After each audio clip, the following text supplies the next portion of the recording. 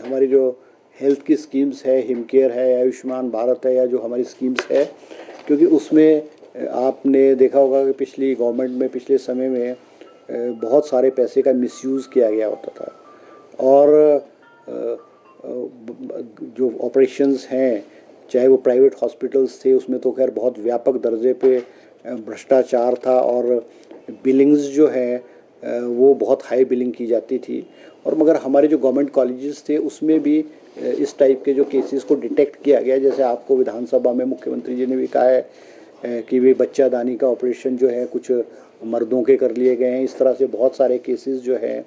वो डिटेक्ट हुए हैं। तो ये सारी की सारी चीज़ों को रोकने के लिए जो है कैबिनेट ने फैसला किया है कि अब हिमाचल सरकार जो है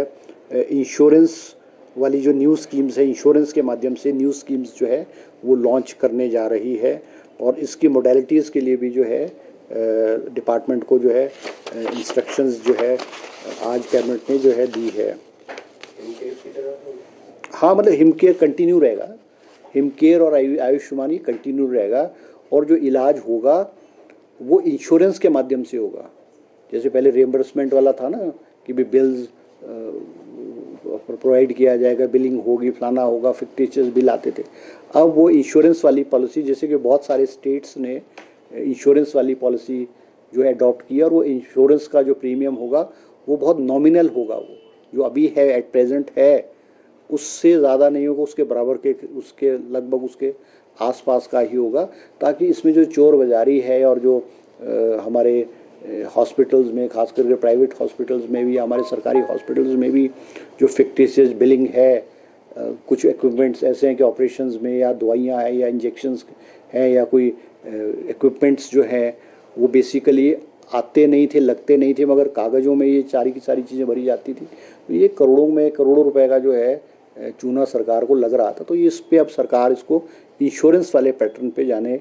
कि on the pattern on the basis of other state जैसे गेम्स पे करने का भी सरकार ने फैसला लिया गया है।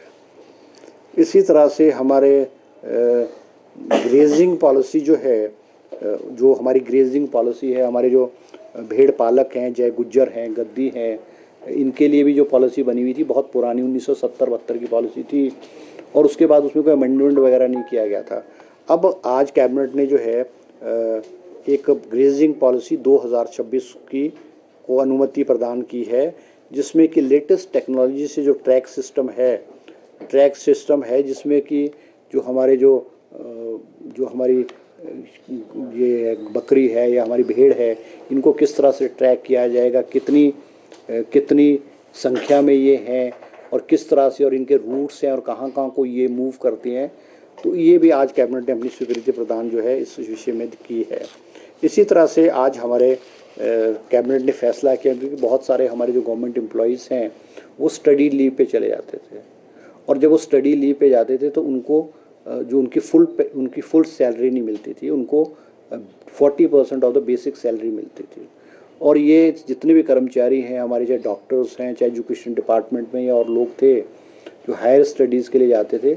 उनकी मांग थी कि वे स्टडी लीव पे जब वो जा रहे हैं तो उनको फुल सैलरी मिलनी चाहिए। और बहुत सारे एम्प्लॉयज़ के डेपुटेशन और एम्प्लॉयज़ पर्सनली मुख्यमंत्री जी से मिले, और उनके आग्रह पे मुख्यमंत्री जी ने आज कैबिनेट में जो फैसला किया है कि जितने भी हमारे जो एम्प्लॉयज़ हैं वो स्टडी लीव पे गए हैं, उनको अब 100% सैलरी जो है, फुल सैलरी उनको मिलेगी। और जो पिछले जो एम्प्लॉयज़ हैं जिनको 40% के बेसिस पे मिलती रही है, उनकी जो सैलरी है 60% ऑफ द सैलरी है, इट विल बी कंपनसेटेड, और उनको वो सैलरी फ्रॉम बैक डेट, जब से वो स्टडी लीव पे गए हैं तब से उनको वो सैलरी जो है वो मिलेगी। और इसके अलावा आज कैबिनेट में जो हमारे कंपैशनेट एम्प्लॉयमेंट पॉलिसी है, जो हमारे सरकारी कर्मचारी जो है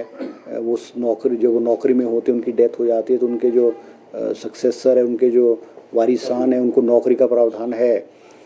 वो आज उस पर विस्तृत रूप से कैबिनेट ने चर्चा की, और डिपार्टमेंट ने एक प्रेजेंटेशन जो है इस पॉलिसी पे दिया है। क्योंकि इस इशू में भी जो बहुत सारे लोग हैं जिनके केसेस रिजेक्ट हुए हैं, जैसे कि किसी की इनकम ज़्यादा थी, उस वक्त की जो इनकम थी उससे ज़्यादा इनकम थी, या फिर कोई एजुकेशन क्वालिफ़िकेशन फुलफ़िल नहीं करता था, या कुछ बच्चे ऐसे भी थे कि जिन्होंने after the death of their parent with in 3 years apply करना था, वो नहीं कर पाए,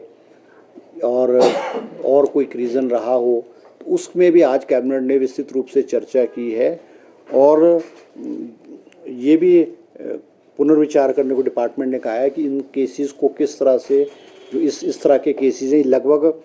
2542 केसेस हैं इस तरह, जिनके रिजेक्टेड केसेस हैं 2542 हैं, जिनको फाइनेंस ने एक बार रिजेक्ट कर दिया है। और इन केसेस में भी ये होता है कि जिनका केस एक बार रिजेक्ट हो जाता है, उसका दोबारा से उसको रीओपन नहीं किया जाता। मगर क्योंकि जो बहुत सारे परिवार ऐसे हैं जो इंडिजिनियस कंडीशंस हैं, कई परिवारों की जिनमें विडो रह गई है, या कोई बच्चे हैं बेरोज़गार हैं, बहुत गरीब हैं, इस सारे के सारे इशू को किस तरह से सेटल किया जाए, आज कैबिनेट ने विस्तृत रूप से चर्चा की है। डिपार्टमेंट को मुख्यमंत्री जी ने और कैबिनेट ने डायरेक्शंस दी है,